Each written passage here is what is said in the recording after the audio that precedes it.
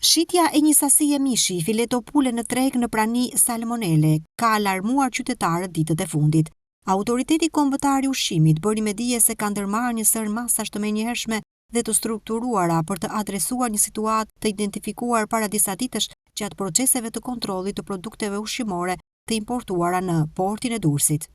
Referuar analizës në ISOUV në datën 21/3/2025 për prani salmonele në një mostër fileto pule e importuar nga Brazili, autoriteti ka ndërmarrë në mënyrë të koordinuar hapat me strukturat përgjegjëse për gjurmimin, verifikimin dhe bllokimin e produktit në fjalë, si dhe përmarrjen e masave administrative dhe ligjore ndaj subjektit përgjegjës.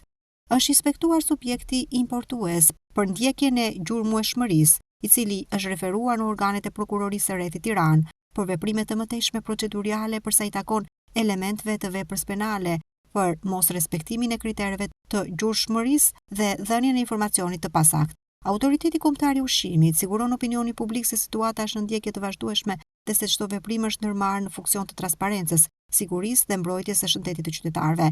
Nga ana tjetër, policia e shtetit ka bërë me dije se janë marrë masa në lidhje me këtë situatë. Importuan produkte ushqimore të cilët ka pasur në përbërje bakterin e salmonelës dhe janë shpallur në kërkim administratori i kompanisë dhe janë proceduar penalisht vëllai i tij për vepër penale, importim, prodhim, shitje dhe ruajtje ushqimeve të rrezikshme për shëndetin ose jetën e konsumatorëve. Nga ana tjetër, mësohet se janë proceduar penalisht 3 inspektorë të Autoritetit Kombëtar të Ushqimit për veprën penale shpërdorim detyre.